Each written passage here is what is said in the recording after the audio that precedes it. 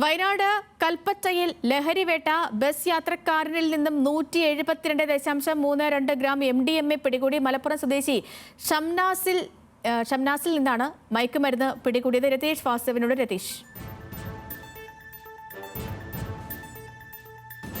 കർണാടകയിൽ നിന്ന് കേരളത്തിലേക്ക് ഇത്തരത്തിൽ സ്വകാര്യ ബസ്സുകളിലും അല്ലെങ്കിൽ സാധാരണ KSRTC ഉൾപ്പെടെയുള്ള ബസ്സുകളിൽ നിന്ന് ഇത്തരം കേരളത്തിലേക്ക് വരുന്ന പല യാത്രക്കാരിൽ നിന്നും MDMA പിടികൂടുന്ന സാഹചര്യം ഉണ്ടാവുന്നുണ്ട്.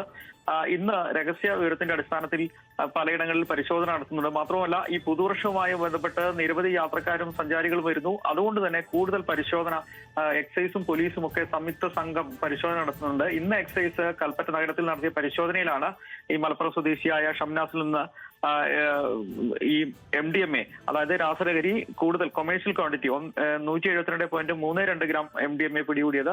ഇത് വിൽപ്പനയ്ക്കാണ് അദ്ദേഹം കൊണ്ടുപോകുന്നതെന്നാണ് പ്രാഥമികമായ വിവരം ലഭിച്ചിട്ടുള്ളത്. നിരവധി ഇടങ്ങളിൽ നിന്ന് ഇപ്പോൾ കേരള വയനാട് അതിർത്തിയിൽ നിന്ന് MDMA യാത്രക്കാരിൽ നിന്ന് പിടികൂടുന്ന സംഭവം ഉണ്ടായി. കൂടുതൽ ജാഗ്രതയോടെയാണ് ഇപ്പോൾ എക്സൈസ് സംഘം ഈ പരിശോധന നടത്തുന്നത്.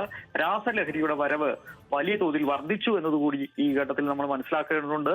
അതുകൊണ്ട് തന്നെ അതിൽ കനത്ത ജാഗ്രതയിലാണ് എക്സൈസ് സംഘവും ഇപ്പോൾ നിലവിലുള്ളത്. ശരി രതീഷ്, വയനാട്ടിൽ കൽപ്പറ്റയിൽ വൻ ലഹരി വേട്ട. വിവരങ്ങൾ നൽകുകയായിരുന്നു രതീഷ് വാസു.